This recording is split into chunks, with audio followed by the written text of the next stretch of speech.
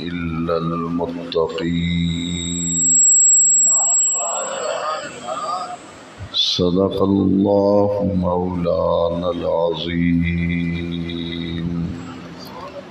إن الله وملائكته يصلون على النبي يا أيها الذين آمنوا صلوا عليه وسلموا تسليما. الصلاة والسلام عليك يا سيدي يا رسول الله وعلى آلك وأصحابك يا سیدی یا خاتم النبیین. سامعین محترم، درس قرآن و حدیث کی ماہانہ محفل ہے، اور اس جامع مسجد میں ہر چاند مہینے کے تیسرے پیر شریف کو نماز مغرب سے نماز عشاء تک محفل ذکر کے عنوان سے یہ تقریب منعقد ہوتی ہے، جس میں قرآن مجید اور حدیث پاک کا درس دیا جاتا ہے، اور پھر حلقہ ذکر ہوتا ہے، اور ختم قادریہ ختم غوثیہ پڑھ کر دعائے خیر کی جاتی ہے، اور پھر نماز عشاء باجماعت ادا کرنے کے بعد لنگر غوثیہ لنگر قادریہ تقسیم کیا جاتا ہے۔ یہ محفل پاک ماہ ربیع الاخر میں منعقد ہو رہی ہے، اور ربیع الاخر وہ مہینہ ہے جس میں سیدنا غوث العظم غوث الثقلین محبوب سبحانی قطب ربانی شہباز لامقانی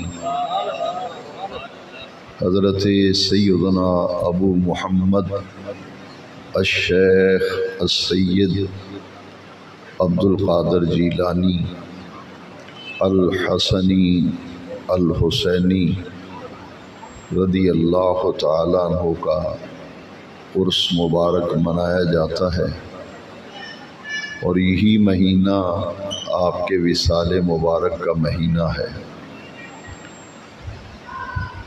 اور آج ماہ ربیع الاخر کی 17 تاریخ ہے۔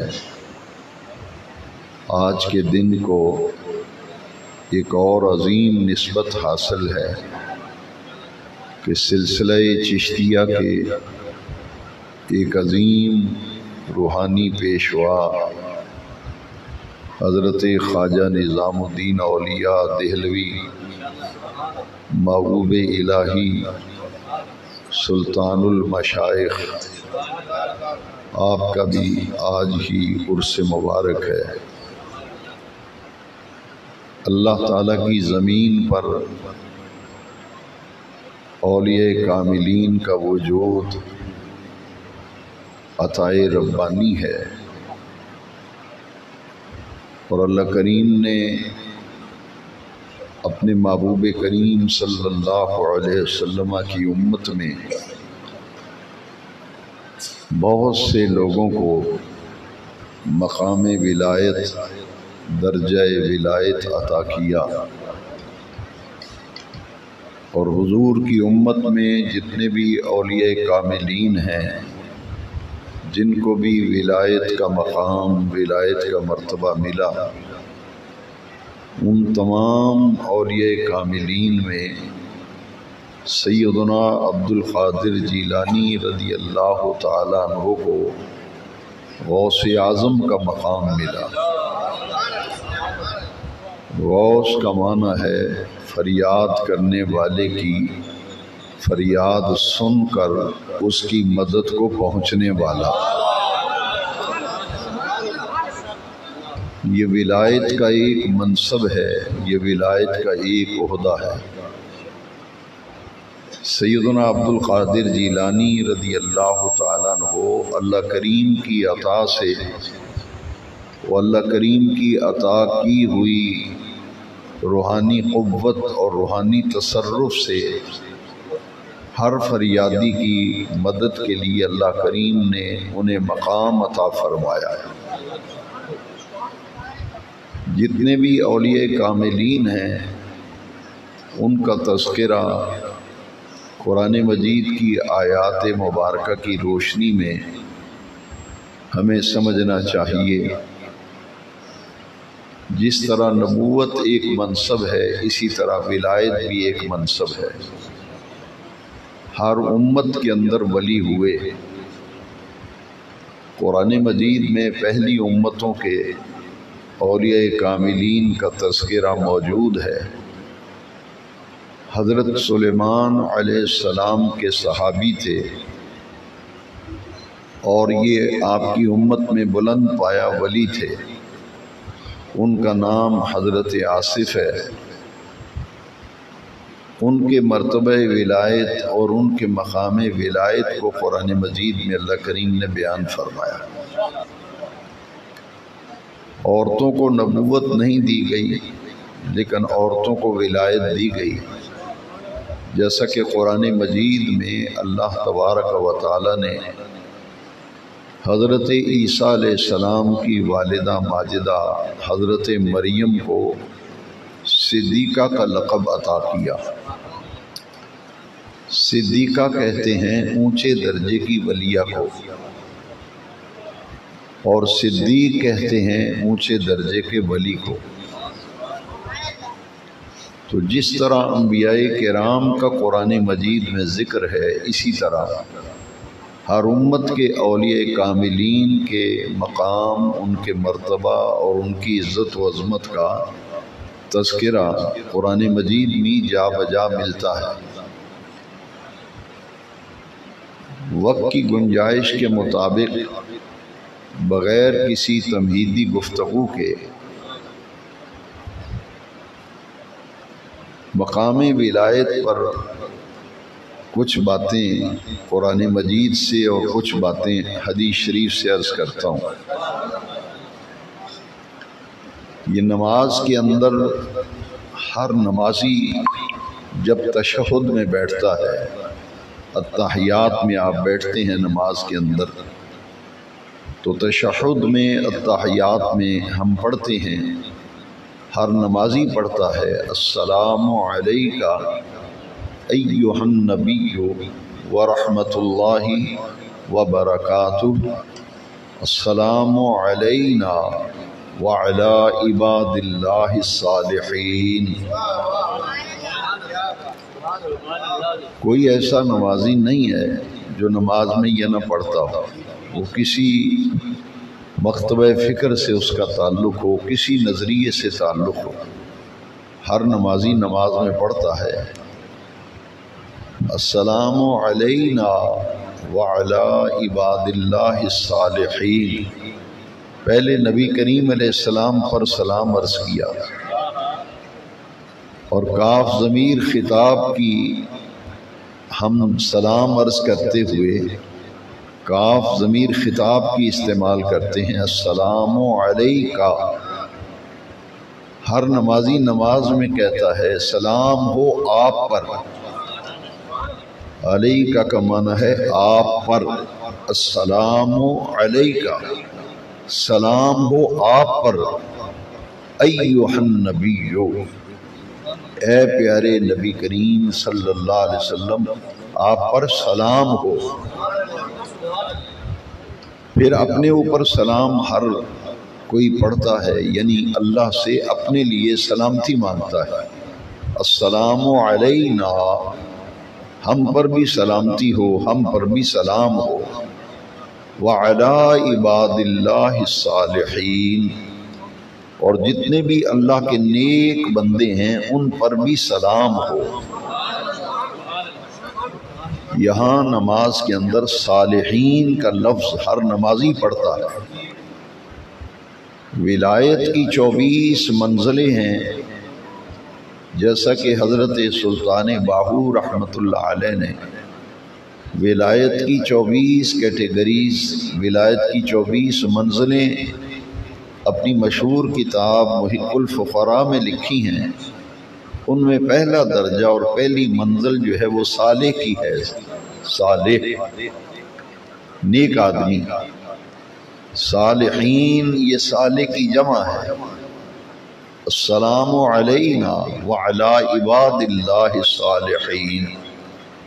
ہر نمازی یہ پڑھتا ہے کہ یا اللہ تیرے جتنے بھی ولی ہیں، تیرے جتنے بھی ولی ہیں ان پر بھی سلام ہو۔ جس طرح اللہ کریم نے ہر شخصیت کے لیے تقوی کی مختلف کیفیتیں رکھی ہیں،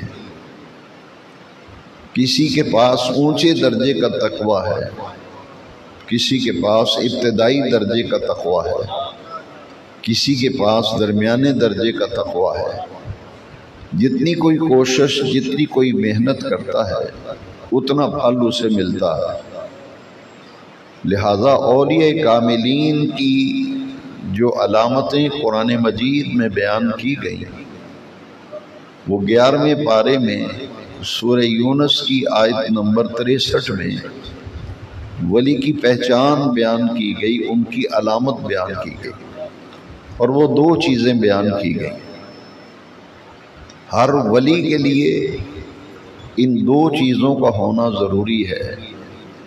جب تک یہ 2 چیزیں نہیں ہوگی مرتبہ ولایت پر بندہ فائز نہیں کیا جاتا۔ وہ 2 چیزیں ہیں الذین آمنوا وکانوا یتقون۔ یہ سورہ یونس 11ویں پارے میں آیت نمبر 63 ہے، الذین آمنوا وکانوا یتقون۔ یہ وہ لوگ ہیں جو ایمان لائے اور ہمیشہ متقی رہے۔ کانوا یتقون کا معنی ہے کہ ہمیشہ متقی رہے، یعنی تقوی کا دامن انہوں نے نہیں چھوڑا، وہ ہمیشہ تقوی کے ساتھ وابستہ رہے، پرہیزگاری کے ساتھ وہ وابستہ رہے۔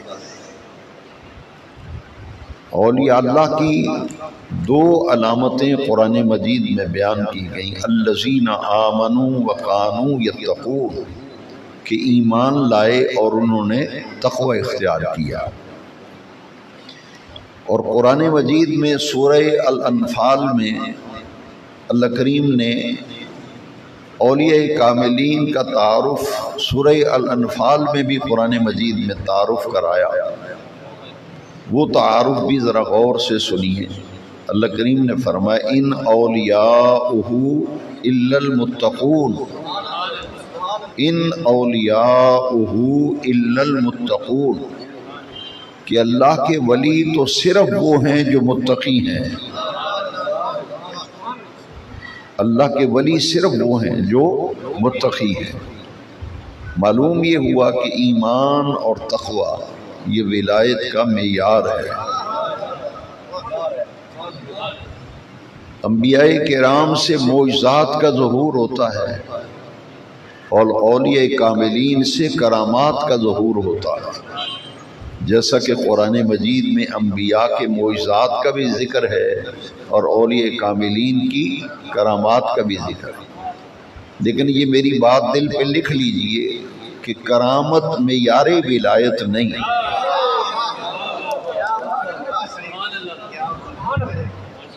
کرامت معیار ولایت نہیں۔ یہ ولی سے ظاہر ہوتی ہیں کرامتیں، کرامتوں کا ظہور ہوتا ہے، لیکن معیار نہیں کہ کرامت کو دیکھ کر تو یہ تصور کیا جائے، بلکہ ولایت کا معیار جو ہے وہ تو ایمان اور تقوی ہے۔ ایمان میں بھی انہیں بلند مقام حاصل ہوتا ہے اور تقوی میں بھی انہیں بلند مقام حاصل ہوتا ہے۔ اسی طرح قرآن مجید میں اللہ کریم نے اولیاء کاملین کا تعارف کرایا۔ ایک آیت مقدسہ میں اور عرض کرتا ہوں جس میں اللہ تبارک و تعالی نے فرمایا ان رحمت اللہ قریب من المحسنین، کہ اللہ کی رحمت اللہ کے نیک بندوں کے قریب ہے۔ اللہ کی رحمت اللہ کے نیک بندوں کے قریب ہے۔ محسنین قرآن مجید میں یہ بھی اولیاء کاملین کا ٹائٹل ہے جو قرآن میں ذکر کیا گیا۔ متقین بھی اولیاء اللہ کا ٹائٹل ہے جو قرآن مجید میں بیان کیا گیا۔ متقین بھی قرآن مجید میں اولیاء کا ٹائٹل ہے۔ ابرار بھی قرآن مجید میں اولیاء اللہ کا ٹائٹل ہے۔ ان کی عظمت کا راز یہ ہے کہ یہ اللہ کے محبوب ہوتے ہیں، اللہ ان سے محبت فرماتا ہے، یہ اللہ کی بارگاہ کے مقبول ہوتے ہیں اور برگزیدہ ہوتے ہیں۔ ان کے مزاج میں، ان کی طبیعت میں، ان کے معمولات زندگی میں تقوی نظر آتا ہے، پرہیزگاری نظر آتی ہے، شان محبوبیت نظر آتی ہے، شان مقبولیت نظر آتی ہے، اور پھر اللہ کریم ان کا انتخاب کر کے انہیں چن کر مقام ولایت پر فائز فرماتا ہے۔ غوث العظم سیدنا شیخ عبد القادر جیلانی رضی اللہ عنہ کا یہ مقام ہے کہ پوری امت میں جتنے بھی اولیاء اللہ ہیں، صحابہ کرام، اہل بیت اطہار اور تابعین کے بعد پوری امت کے اولیاء کاملین میں سیدنا غوث العظم کو وہ مقام حاصل ہے جو ہمارے نبی کریم علیہ السلام کا مقام تمام انبیاء کرام میں ہے۔ حضور کی امت کے ولیوں میں وہ مقام غوث اعظم کا ہے۔ غوث اعظم درمیان اولیاء چو محمد صلی اللہ علیہ وسلم درمیان انبیاء، انبیاء کرام میں جو مقام حضور کا ہے، حضور کی امت کے تمام ولیوں میں وہ مقام غوث العظم کا ہے رضی اللہ۔ یہ والد ماجد کی طرف سے حسنی سید ہیں اور والدہ ماجدہ کی طرف سے حسینی سادات سے نجیب الطرفین۔ محی الدین آپ کا لقب ہے، محی الدین۔ محی الدین کا معنی ہے دین کو زندہ کرنے والا،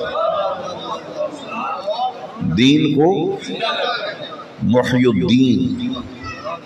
اللہ کے کچھ ایسے بندے ہیں جن سے اللہ تبارک و تعالی دین کی خدمت لیتا ہے اور وہ پوری زندگی کیا کام کرتے ہیں؟ احیاء دین۔ احیاء دین یعنی دین کو زندہ کرتے ہیں۔ زندہ کرنے سے کیا مراد ہے؟ دین کو کیسے زندہ کرتے ہیں؟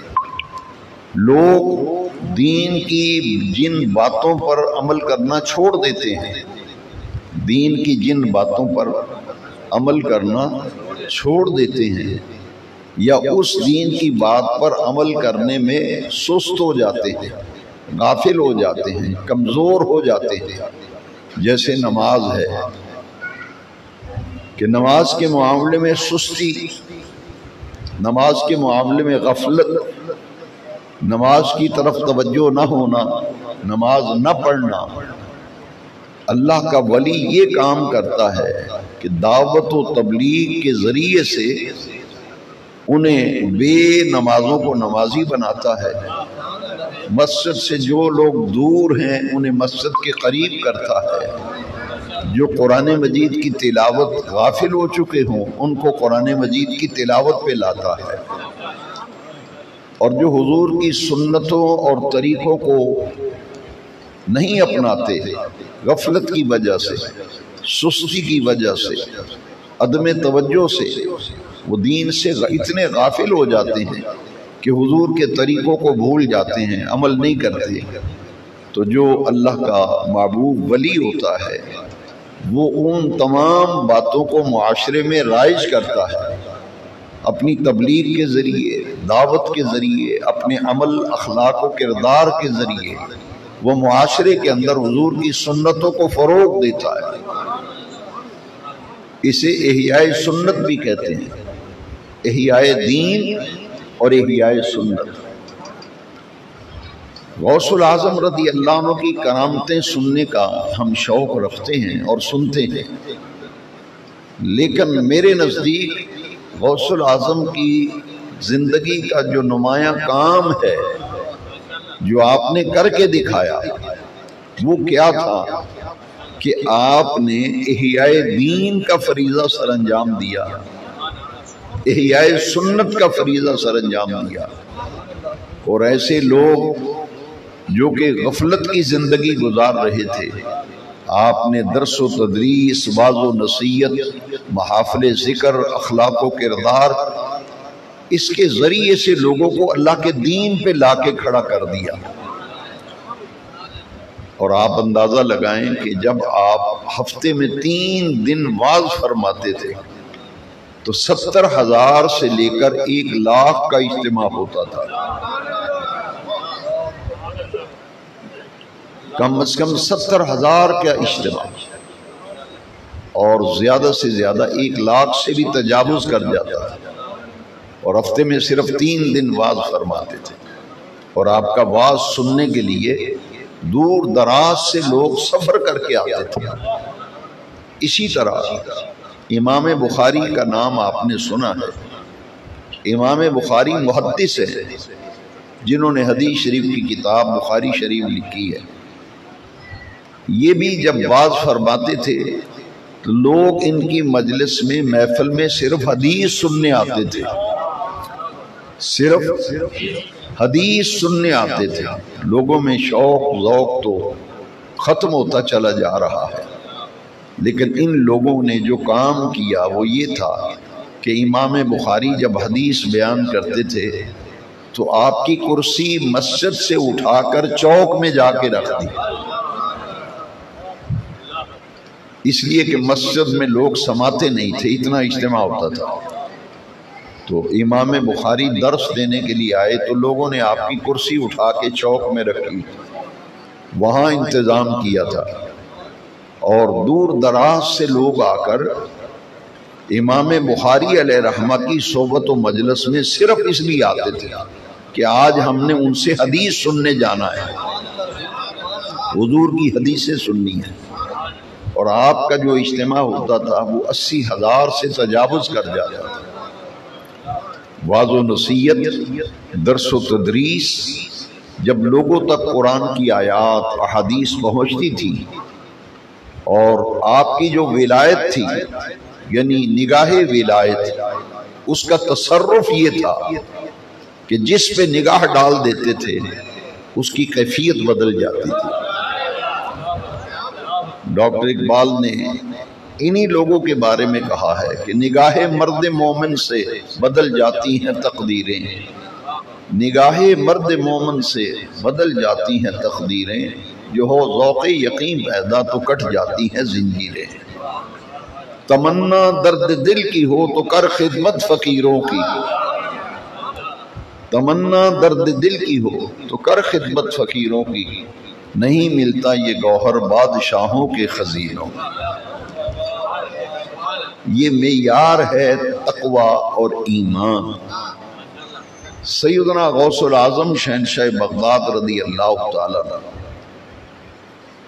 ہمارے وطن عزیز پاکستان کی ایک سیاسی جماعت ہے، اور اس جماعت کو مذہبی ہونے کا بھی دعویٰ ہے۔ وہ کہتے ہیں کہ ہماری جماعت مذہبی ہے، جماعت اسلامی۔ اس جماعت کے آج کل امیر ہیں نعیم الرحمن، ان کا نام ہے۔ اس تنظیم کے 2 اسکالر تھے، دونوں فوت ہو گئے۔ ایک اسکالر کا نام تھا اسد گیلانی، اور دوسرے جو اسکالر تھے ان کا نام تھا گلزار احمد مظاہری۔ ان دونوں نے مل کر ایک کتاب لکھی ہے، اس کتاب کا نام ہے بزرگان دین۔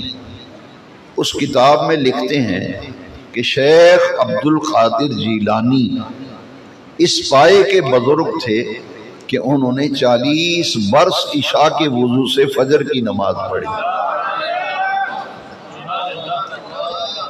اس کتاب میں جو لفظ استعمال ہوئے ہیں وہ لکھا ہے کہ سید عبد القادر جیلانی اس پائے کے متقی تھے، اس پائے کے متقی تھے، ان کے تقوی کا یہ عالم کہ 40 برس آپ نے عشاء کے وضو سے فجر کی نماز پڑھی۔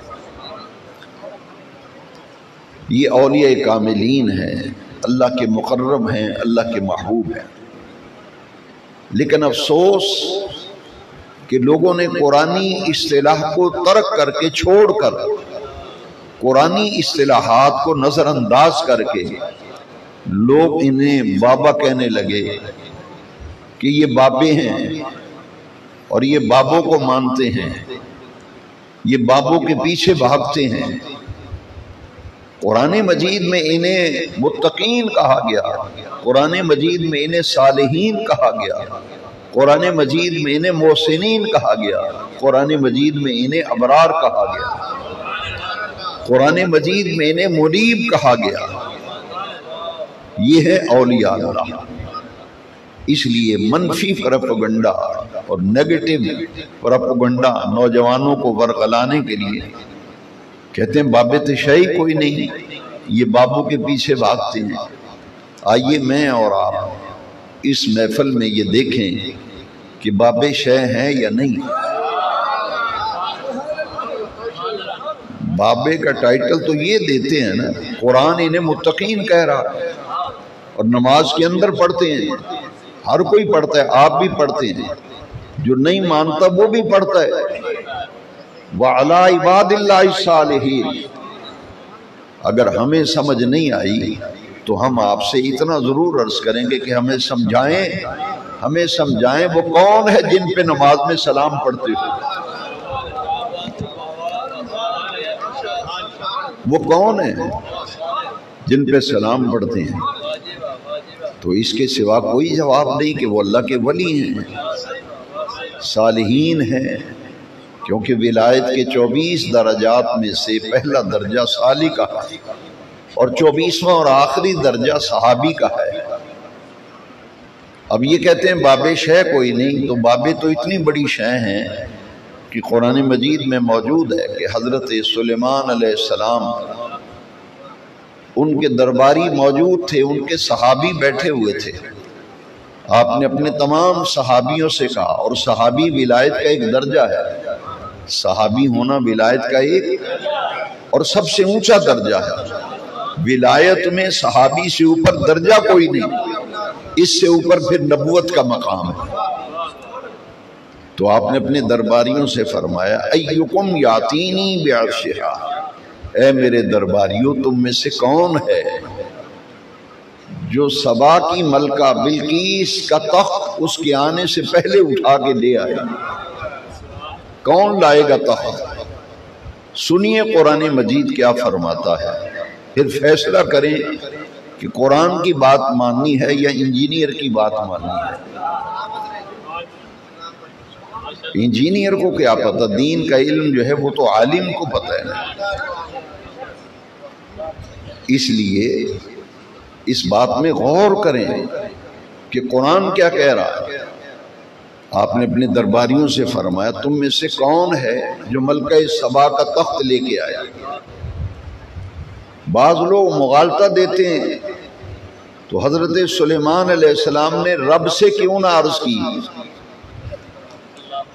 رب سے کیوں نہیں عرض کی کہ باری تعالیٰ ملکہ سبا کے آنے سے پہلے اس کا تخت مجھے اٹھا کے یہاں بھجوا دے؟ آپ بتانا یہ چاہتے تھے کہ جو اللہ کے نیک، مقرب و محبوب اور مقبول ولی ہوتے ہیں ان کا مقام لوگوں کے علم میں آ جائے۔ اگر ان کا صحابی، ان کا ولی تخت لا رہا ہے تو کیا خود نہیں لا سکتے تھے؟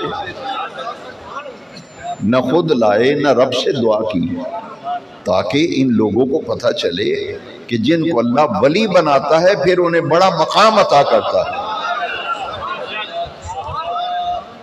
اب جب آپ نے یہ فرمایا تو سنیے قرآن کیا فرماتا ہے۔ اللہ کا قرآن فرماتا ہے قال عفریت من الجن انا آتیک بہ قبل ان تقوم من مقامک، کہ آپ کی عدالت کا وقت ختم ہونے سے پہلے، مجلس کا وقت ختم ہونے سے پہلے میں اٹھا کے لے آؤں گا تخت۔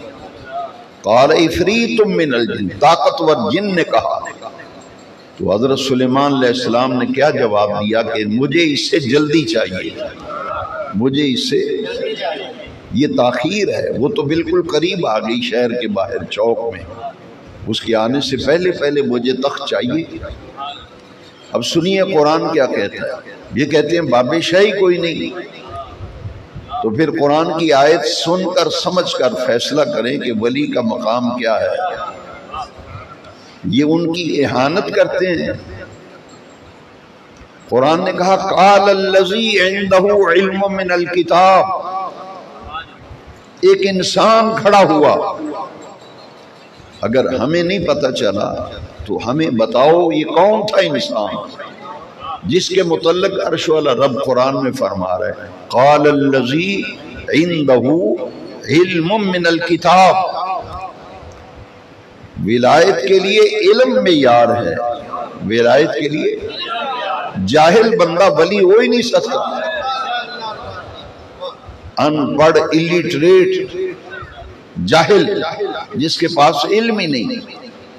قرآن تو کہہ رہا ہے ایک انسان کھڑا ہوا قال الذی عنده علم من الکتاب، جس کے پاس کتاب کا کچھ علم تھا۔ یہ من تبعیضیہ ہے کہ کتاب، ساری کتاب کا علم نہیں تھا، بعض علم، کچھ علم تھا۔ اور وہ کتاب کون سی تھی؟ زبور، جو حضرت داؤد پہ نازل ہوئی۔ حضرت سلیمان علیہ السلام کی کتاب بھی زبوری تھی، اور حضرت سلیمان علیہ السلام کا یہ صحابی ہے اور ولی ہے، آصف اس کا نام ہے، وہ کھڑا ہوا تھا، اس کے پاس ساری کتاب کا علم نہیں تھا، کچھ علم تھا۔ اس نے کہا انا آتیک بہ قبل ان یرتد الیک طرفک، اس نے کہا حضور آپ کو جلدی چاہیے تو آپ پلک جھپکیں، تخت آپ کے سامنے پڑا ہوگا۔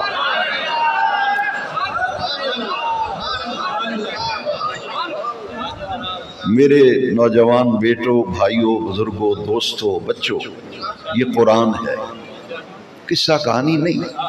کہتے ہیں انہوں نے کہانیاں گھڑی ہوئی ہیں، ہاں جی، اولیاء اللہ کی کرامات، ان کی عظمت، کہتے کہانیاں گھڑی ہوئی ہیں۔ اس لیے میں نے حدیث نہیں پیش کی، میں نے قرآن پیش کیا ہے، میں نے قرآن پیش کیا ہے، تاکہ جو اسے جھوٹی کہانی کہے کم از کم قرآن کی مار تو پڑے اس کو۔ کتنی بڑی بات کی اس نے۔ یہ کون تھا؟ ولی تھا، سلیمانی ولی، اور حضرت سلیمان علیہ السلام کا صحابی تھا، حضرت آصف۔ وہ کھڑا ہوا، اس نے کہا حضور دیر کس بات کی، آپ آنکھ جھپکیں گے تخت سامنے پڑا ہوگا۔ اب نہ کسی نے جاتے دیکھا نہ کسی نے آتے دیکھا، کسی نے نہیں دیکھا وہ تخت لینے جا رہا ہے، کسی نے آتے نہیں دیکھا کہ تخت سر پہ اٹھا کے لا رہا ہے، ہیرے جواہرات سے مسجع اور مرصع تخت، اور بڑا طول و عرض میں بہت بڑا تخت تھا۔ حضرت سلیمان علیہ السلام سے کہتے ہیں آپ پلک جھپکیں تخت سامنے ہوگا۔ اب میرے بیٹوں، بھائیوں، بزرگوں، اللہ کا قرآن سنو۔ قرآن کہتے ہیں فَلَمَّا رَعَاهُ مُسْتَقِرًّا عِنْدَهُ، فلما کا معنی ہے پس جب، فلما رعاہو، جب حضرت سلیمان علیہ السلام نے دیکھا، پلک جھپکی، مستقرن عندہ، آپ نے آنکھ جھپکی تو دیکھا تخت سامنے پڑا ہوا تھا، تخت سامنے۔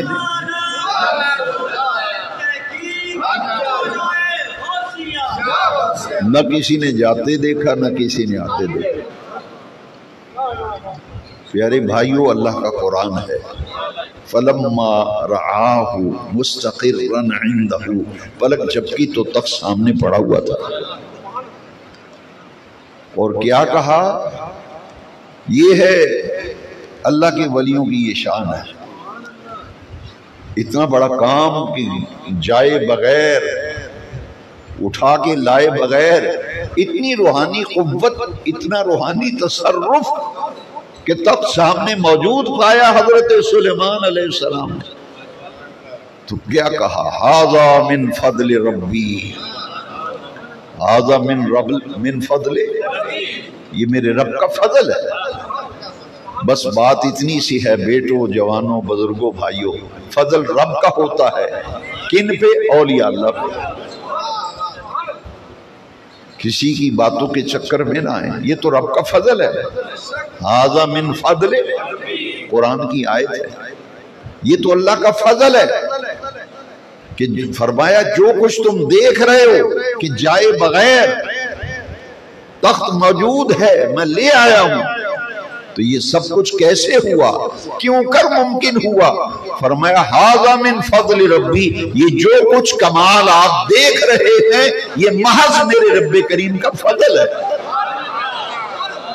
یہ محض میرے رب کریم کا۔ تو یہ ہے اللہ کے محبوبین اور اللہ کے مقربین۔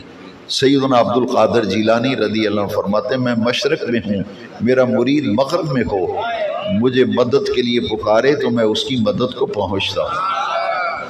اگر یہ تخت بغیر جائے لا سکتا ہے تو غوث العظم شہنشاہ بغداد ایسے ہی مدد کر سکتے ہیں جیسے قرآن میں سلیمانی ولی کا ذکر ہے، اور یہ محمدی ولی ہے، وہ سلیمانی ولی اور یہ پھر محمدی ولی کا مقام کیا ہوگا؟ قرآن مجید میں اور بھی بہت سے مقامات پر ہے، لیکن میرے پاس آج وقت اتنا ہی ہے کہ ہم اس بات کو نوٹ کریں اور سمجھیں۔ آج ہم غوث العظم کے عرس میں بیٹھے ہیں، ختم قادریہ میں بیٹھے ہیں، اور بحمد اللہ تعالی ایسے ٹھوس دلائل ہیں قرآن مجید اور حدیث۔ اسے ہم بڑی 11ویں شریف کا عنوان ہم نے دیا ہے، کیوں؟ اس لیے کہ غوث العظم کا عرس ہر مہینے کی 11 کو ہوتا ہے اور اسے 11ویں شریف کہتے ہیں۔ ربیع الاخر میں چونکہ آپ کا وصال ہوا، یہ آپ کے وصال کی 11ویں شریف ہے، اس لیے کہتے ہیں یہ بڑی 11ویں شریف ہے۔ اور 11ویں کا لفظ کیا ہے؟ ہر چاند مہینے کی 11 تاریخ کو، ہر چاند مہینے کی۔ سیدنا غوث العظم عبد القادر جیلانی درس قرآن و حدیث دیتے تھے، ذکر کرواتے تھے، دعا کے بعد دسترخوان بچ جاتے تھے، 70,000 سے لے کر 1,00,000 تک کا مجمع ہوتا تھا، اور فرماتے تھے یہ کھانا حضور کی طرف سے کھلا رہا ہے۔ ساری عمر غوث العظم نے نبی کریم کا لنگر پکایا، حضور کے ایصال ثواب کے لیے اہتمام کیا، نذرانہ پیش کیا، ہدیہ پیش کیا۔ اب غوث العظم کا یہ عمل اللہ کو اتنا محبوب ہوا کہ آپ کی حضور کی امت میں قیامت تک اس عمل کی جزا یہ ملی کہ ہر مہینے غوث العظم کی روح کے ایصال ثواب کے لیے 11ویں کا اہتمام کیا جا رہا ہے۔ یہ تو قرآن مجید میں رب کا وعدہ ہے۔ میں صرف اسی قرآن مجید کی آیات پہ ہی آج بات کر رہا ہوں۔ فَاذْكُرُونِي أَذْكُرْكُمْ، سورہ بقرہ میں دوسرا سپارہ سورہ بقرہ، فَاذْكُرُونِي أَذْكُرْكُمْ، یہ تو رب کا وعدہ ہے، تم میرا ذکر کرو میں تمہارا ذکر کروں گا، تم میرا ذکر کرو میں۔ انہوں نے ساری زندگی رب کا ذکر کیا، جب دنیا سے چلے گئے تو ان کے ذکر کی رب نے دھومیں مچا دی۔ اسی لیے کنز الایمان فی ترجمۃ القرآن میں امام احمد رضا حنفی قادری علیہ رحمہ نے اس آیت کا جو ترجمہ کیا ہے فَاذْكُرُونِي أَذْكُرْكُمْ، اللہ کریم فرمایا تم میرا ذکر کرو میں تمہارے چرچے کروں گا، تم میرا ذکر کرو میں تمہارے چرچے کروں گا۔ ان کے چرچے ہو رہے ہیں، یہ اولیاء کاملین ہیں، اور حدیث شریف میں ہے کہ ولی کا مقام کیا ہے؟ قیامت کے دن اللہ کے ولی نور کے تختوں پہ بیٹھے ہوں گے، اور ان پہ انبیاء بھی انہیں تحسین کریں گے، شاباش دیں گے یہ نہ نبی ہیں نہ شہید ہیں، نہ نبی ہیں نہ، لیکن انہیں اتنا مقام ملا، نور کے تختوں پہ بٹھائے گئے، کہا جائے گا یہ اللہ کے وہ مقرب ہیں جنہیں مقام ولایت عطا کیا گیا۔ پھر اللہ کریم نے قرآن میں پکار کر کے کہا، اگر یہ کہتے ہو کہ باب شے کوئی نہیں تو سورہ یونس کی آیت نمبر 62 کا پھر مصداق کون ہے؟ پھر مصداق کون ہے؟ کیا یہ قرآن کی آیت نہیں؟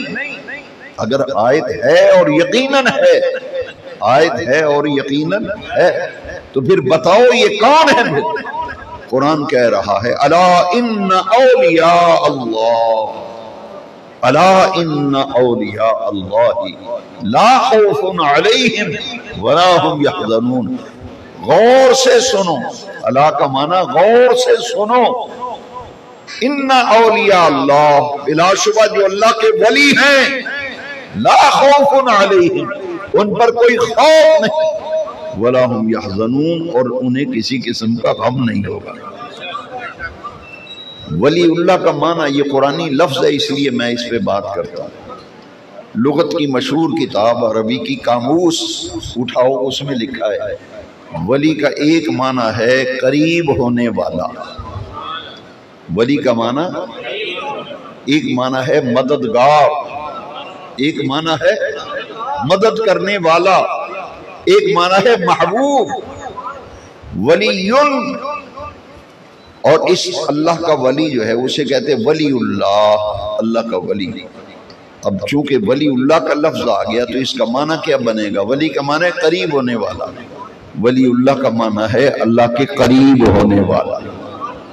یہ اللہ کے قریب ہے، یہ اللہ کے مقرب، سمجھانے کے لیے قریب میں نے لفظ بولا، لیکن ان کا مقام ہے مقام قرب، یہ اللہ کے قرب میں ہیں، اور قرآن نے انہیں متقین بھی کہا۔ اس لیے ان غوث پاک رضی اللہ عنہ، داتا گنج بخش ہوں، بابا فرید ہوں، خواجہ نظام الدین اولیاء ہوں، یہ بیعت کے سلسلے جو ہیں تصوف کے چاروں سلسلے، ان میں بیعت ہونے کا فائدہ کیا ہے؟ یہ کہتے ہیں باب شیء کوئی نہیں، تو میں اس آیت پر ختم کرتا ہوں۔ قرآن مجید کی آیت سنیے اور پھر اپنے دل سے پوچھئے کہ جنہیں یہ بابا کہتے ہیں قرآن انہیں اولیاء اللہ کہتا ہے، متقین کہتے ہیں، وہ شے ہے یا نہیں؟ تو قرآن سے پوچھو۔ قرآن فرماتا ہے الاخلاء یومئذ بعضهم لبعض عدو الا المتقین۔ جماعت اسلامی کے بانی ہے مولانا مودودی، ان کی کتاب تفہیم القرآن اٹھا لیں، اس میں لکھا ہے کہ یوم اذن سے مراد قیامت کا دن۔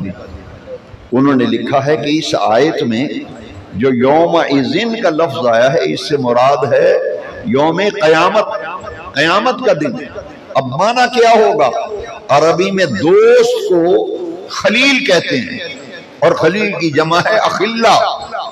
قرآن نے فرمایا الاخلاء یومئذ بعضهم لبعض عدو، دنیا کے تمام دوست، سجن، متر، بیلی ایک دوسرے کے دشمن بن جائیں گے۔ عربی میں دشمن کو عدو کہتے ہیں، عدو۔ یہاں آیت میں لفظ آیا ہے الاخلاء یومئذ بعضهم لبعض عدو، ایک دوسرے کے دشمن بن جائیں گے، الا المتقین، الا المتقین، جو متقین سے دوستی ہوگی، جو اللہ والوں سے پیار ہوگا، جو اولیاء اللہ کی محبت ہوگی۔ قرآن یہ کہہ رہا ہے یہ دوستی یہ قیامت کے دن قائم رہے گا، باقی سب دوست ایک دوسرے کے دشمن بن جائیں گے۔ باب شیء کوئی نہیں، تو قرآن تو کہہ رہا ہے کہ ساری دوستیاں دشمنی میں بدل جائیں گی، ساری دوستیاں دشمنی میں بدل جائیں گی۔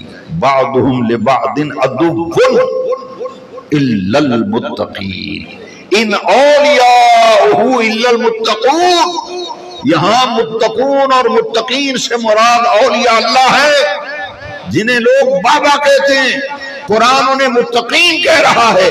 بے نیاز رب نے فرمایا یہ اولیاء اللہ سے، اللہ کے پیاروں سے جو دوستی، تعلق، محبت، عقیدت، احترام کا تعلق و رشتہ ہوگا یہ قیامت کے دن بھی قائم رہے گا۔ باقی سب تعلق ختم ہو جائیں گے، صرف ختم ہی نہیں ہوں گے، ایک دوسرے کے دشمن بن جائیں گے۔ تو یہ دوستی قیامت کے دن بھی قائم رہے گی۔ جو اللہ والوں سے پیار، متقین سے پیار ہوگا۔ یہ حدیث شریف سنیے ذرا، یہ بخاری اور مسلم کی متفقن علیہ حدیث ہے، امام بخاری نے بھی نقل کی، امام مسلم نے بھی۔ غور سے سن، یہ کہتے ہیں باب شے کوئی نہیں، باب شے ہی کوئی نہیں۔ میں نے کہا میرے نبی کریم نے ان جنہیں تم بابے کہتے ہو ان کے متعلق حضور نے فرمایا ان من امتی 70 الفا يدخلون الجنت بغیر حساب۔ نوجوانوں ذرا غور کرنا، میں قرآن پیش کر رہا ہوں، حدیث پیش کر رہا ہوں، اور حدیث بخاری اور مسلم کی متفقن علیہ حدیث۔ حضور نے فرمایا میری امت میں 70,000 افراد ایسے ہیں جن کا حساب و کتاب نہیں ہونا، وہ بغیر حساب کتاب کے جنت میں جائیں گے۔ پڑھے لکھے لوگ بیٹھے ہو، نوجوان بیٹھے ہو، اس کا چیپٹر کا نام ذرا سنو، چیپٹر، عنوان، ٹائٹل، سرخی کیا ہے؟ چیپٹر کا نام کیا ہے؟ چیپٹر کا نام ہے باب یدخلون الجنت بغیر حساب۔ ان لوگوں کے بیان میں یہ باب ہے جو بغیر حساب کتاب کے جنت میں جائیں گے۔ کیا میں یہ پوچھنے کا حق رکھتا ہوں، کیا میں یہ پوچھنے کا حق رکھتا ہوں کہ مجھے بتاؤ وہ کون لوگ ہیں جن کا حساب کتاب نہیں ہونا، بغیر حساب کتاب کے جنت میں جائیں؟ پھر بتاؤ نا وہ کون ہیں؟ مدینے والے آقا نے فرمایا یدخلون الجنت بغیر حساب، ان کا تو حساب کتاب ہی نہیں ہونا۔ اور جاؤ اٹھاؤ مسلم شریف پوری ذمہ داری سے، اس مسجد کے ممبر سے کبھی غیر ذمہ دارانہ گفتگو نہیں ہے، میں اپنی ایک ایک بات کا ذمہ دار ہوں۔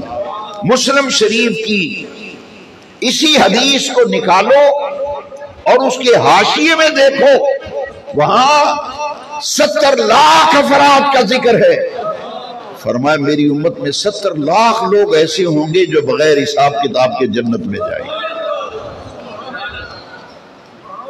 پھر سوچو میرے بھائی، میرے بیٹے، میرے بزرگ، بچے، ذرا سوچ یار، سوچ کہ وہ کون ہے جن کا حساب کتاب ہی نہیں ہونا۔ یہ کہتے شے ہی کوئی نہیں، شے ہی کوئی نہیں، تو یہ اتنی بڑی شے ہے کہ ان کا تو حساب کتاب ہی نہیں ہونا، ان کا حساب کتاب نہیں ہونا۔ جنت میں کس شان سے جانا ہے، یہ ولی جنت میں کس شان سے جائیں گے۔ یہی حدیث سہل بن سعد ساعدی رضی اللہ عنہ حدیث کے راوی ہیں۔ جاؤ کھولو، مسلم شریف کھولو، بخاری شریف کھولو، باب یدخلون الجنہ بغیر حساب نکالو، سہل بن سعد ساعدی کی روایت پڑھو۔ میرے نبی پاک نے ان کے جنت میں جانے کا نقشہ بیان کیا۔ یہ کہتے ہیں باب شے ہی کوئی نہیں، اور جن کا کلمہ پڑھا وہ فرماتے ہیں اتنی بڑی شے ہیں کہ جنت میں جائیں گے تو جنڈیاں ڈالی ہوئی ہیں۔ یہ حدیث کے لفظ ہیں آخذ بعضهم بعضا، آخذ بعضهم بعضا، ایک دوسرے کو تھامے ہوں گے، ایک دوسرے کو جنڈیاں ڈالی ہوں گی۔ کہاں جا رہے ہیں؟ جنت میں جا رہے ہیں۔ لو جی حدیث شریف کے آخری لفظ ہیں لا يدخل اولهم حتى يدخل آخرهم۔ یہ جنت میں جا رہے ہیں، یہ جنت میں جا رہے ہیں، اور جب جنت کا دروازہ آ جائے گا لا يدخل اولهم، سب سے آگے آگے مرشد کامل ہوگا۔ جاؤ تفسیر مظہری اٹھاؤ، تفسیر مظہری میں قاضی ثناء اللہ پانی پتی نے اس آیت کی تفسیر میں لکھا ہے یوم ندعو کل اناس بامامہم قیامت کے دن ہر کسی کو اس کے امام کے نام میں پکارا جائے گا۔ میں نہیں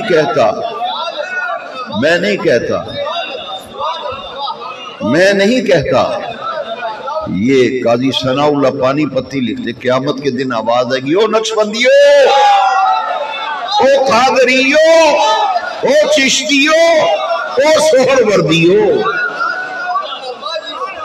میں ذمہ دار ہوں۔ قاضی ثناء اللہ پانی پتی کی تفسیر مظہری میں نکال کے دکھاتا ہوں۔ یوم ندعو کل اناس بامامہم، عرش والے رب نے فرمایا قیامت کے دن ہم بلائیں گے، یوم ندعو، ہم بلائیں گے اس دن لوگوں کو بامامہم، ان کے امام کے نام کے۔ آگے آگے راہبر ہوگا، مرشد ہوگا، پیچھے پیچھے چاہنے والے ہوں۔ کہاں جا رہے ہیں؟ جنت۔ لو جی بخاری مسلم کی متفقن علیہ حدیث، اللہ کریم فرمائیں گے اکیلے نہ جاؤ، ان 70,000 یا 70 لاکھ جن کا حساب کتاب نہیں ہونا، میں ذمہ داری سے حدیث سنا رہا ہوں، حکم ہوگا اکیلے نہ جاؤ، اپنے چاہنے والے چن کر 70,000 ساتھ لے جاؤ۔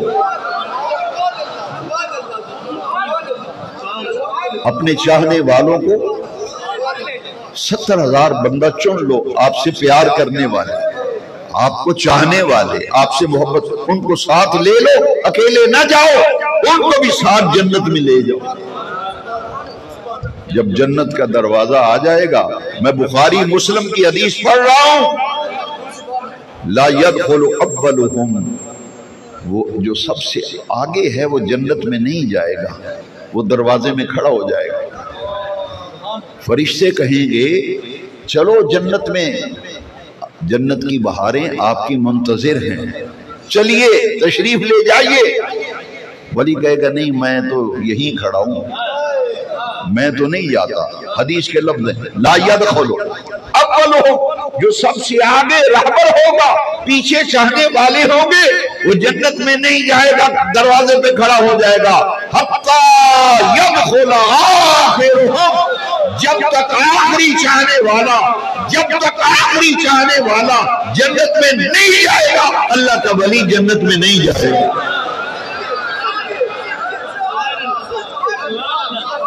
حتی يدخل آخرهم، آخری چاہنے والا، آخری چاہنے والا جب جنت میں چلا جائے گا تو پھر اللہ کا ولی کہے گا اللہ تیرا شکر ہے، جس نے میرے ہاتھوں میں ہاتھ دیا تھا، باری تعالیٰ تو نے لاج رکھی۔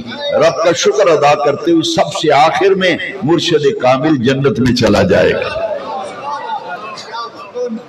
میرے نبی پاک نے جب یہ بیان فرمایا تو صحابہ کرام نے حضور سے پوچھا کہ یا رسول اللہ صلی اللہ علیہ وسلم ان کی کوئی نشانی؟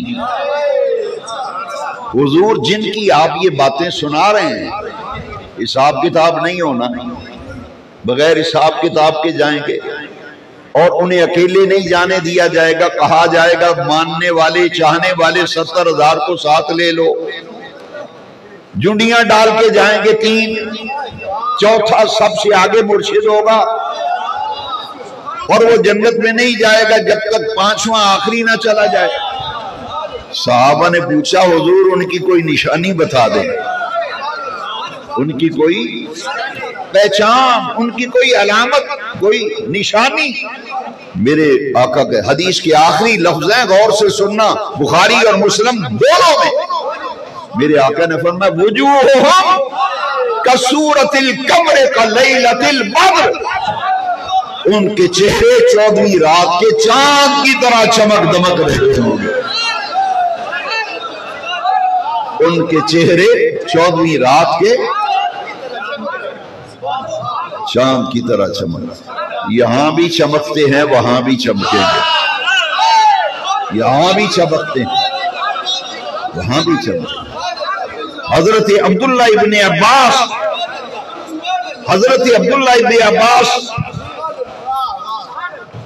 فرماتے ہیں کہ اللہ کے ولی کی نشانی یہ ہے اذا رعو ذکر اللہ، اللہ کا ولی وہ ہے جس کے چہرے کو دیکھو تو خدا یاد آ جائے۔ آپ خوش نصیب ہیں، بڑی 11ویں شریف میں آئے ہیں، عرس غوث الثقلین میں آئے ہیں، عرس غوث اعظم میں آئے ہیں، آپ بڑے خوش نصیب ہیں۔ حضرت شاہ ولی اللہ صاحب محدث دہلوی علیہ رحمہ، ان کی کتاب ہے کلمات الطیبات، فارسی میں ہے کلمات الطیبات، فارسی میں شاہ ولی اللہ محدث دہلوی۔ تمام مکاتب فکر کے لوگ انہیں محدث مانتے ہیں، اور ان کا جب بھی نام لیں گے کہیں گے رحمہ اللہ رحمہ اللہ، امام شاہ ولی اللہ رحمہ اللہ۔ میں نے کہا ان کی کتاب بھی کبھی پڑھی ہے نہیں؟ فارسی کتاب ہے کلمات الطیبات، صفحہ نمبر 80 پہ نکال کے دیکھو۔ فرماتے ہیں کہ حضرت مرزا مظہر جانے جانا، ان کا مزار شریف دہلی میں ہے، دلی میں، بہت بڑے اللہ کے ولی تھے مرزا مظہر جانے جانا۔ یہ قاضی ثناء اللہ پانی پتی کا جو میں نے حوالہ بتایا نا تفسیر مظہری کا، ان کے وہ قاضی ثناء اللہ ان کے مرید تھے مرزا مظہر جانے جانا کے، اسی لیے جو قرآن شریف کی تفسیر لکھی اپنے مرشد کے نام پہ تفسیر مظہری، مرزا مظہر جانے جانا، بڑے کامل ولی تھے۔ کلمات الطیبات صفحہ 80 پہ لکھا ہے کہ خواب دیکھا ایک محفل ہو رہی ہے، کثیر اجتماع ہے، نورانیت ہے، روحانیت ہے، اور پورے مجمع پر سکون طاری ہے، بڑی روحانیت، بڑی نورانیت۔ اور اسٹیج میں نے دیکھا کہ چبوترا، جسے ہم اسٹیج کہتے ہیں چبوترا، اس پہ ایک کونے میں حضرت شاہ بہاؤدین شاہ نقشبند بخاری بیٹھے ہیں، اور ایک کنارے پر اسٹیج کے ایک کونے میں جنید بغدادی بیٹھے ہیں، باقی سارا اسٹیج خالی ہے، اور ایسے لگتا ہے جیسے کسی کا انتظار ہو رہا ہے، جیسے کسی کا، مجمع والے کسی کے انتظار میں ہیں، سکوت طاری ہے، خاموشی، نور ہی نور۔ اچانک ایک اسٹیج پر بندہ آیا اور اس نے کہا کہ حضرات تھوڑی ہی دیر کے بعد اس محفل میں مولا علی تشریف لانے والے ہیں۔ تھوڑی ہی دیر کے بعد فرماتے ہیں کہ جب یہ اعلان ہوا تو دیکھا کہ ایک کونے سے، مجمع کے ایک کونے سے مولا علی تشریف لائے، اور ان کے ساتھ ایک خستہ حال بزرگ ہے جس کا بوریا نشین، اسٹیج پہ آ کے مولا علی بیٹھ گئے اور ساتھ وہ بزرگ بھی بیٹھ گئے جو بوریا نشین تھے۔ بڑی نورانیت ہے، بڑی روحانیت ہے۔ مرزا مظہر کہتے ہیں یہ خواب میں نے دیکھا، میں نے خواب میں پوچھا، مولا علی سے پوچھا کہ آج آپ تشریف لائے ہیں، یہ محفل کس چیز کی محفل ہے؟ اے جلسہ قادہ ہو رہا ہے، یہ محفل کس چیز کی ہو رہی ہے؟ اللہ اکبر۔ حضرت مولا علی نے پتہ کیا فرمایا، چونکہ کتاب فارسی میں ہے نا، مولا علی نے فرمایا امروز عرس غوث الثقلین است، امروز عرس، آج غوث اعظم کا عرس ہو رہا ہے، میں غوث پاک کے عرس میں آیا ہوں۔ غوث پاک کا عرس ہو رہا ہے، میں غوث پاک کے عرس میں آیا ہوں۔ اللہ اکبر۔ تو فرماتے ہیں میں نے ہمت کر کے پوچھا ایڑا نال بیٹھا ہے کون ہے؟ یہ بوریا نشین کون ہے؟ مولا علی نے فرمایا یہ حضرت اویس قرنی ہے۔ حضرت اویس، شاہ ولی اللہ صاحب یہ خواب لکھ کے نیچے لکھتے ہیں جب اللہ کے ولیوں کے عرس ہوتے ہیں وہاں رجال غیب آتے ہیں، رجال غیب پتہ نہیں کون کون عرس میں آتا، مولا علی آئے، ویسے کرنی آئے، شاہ بہاؤدین شاہ لکشمن بخاری آئے، جنید بغدادی آئے، فرمایا خدا جانے غوث پاک کے عرس میں، عرس غوثیہ میں، عرس قادریہ میں، عرس غوث الثقلین میں جب عرس ہوتا ہے شہنشاہ بغداد کا، خدا جانے کون کون سی اولیاء اللہ کی گواہ آتی ہے۔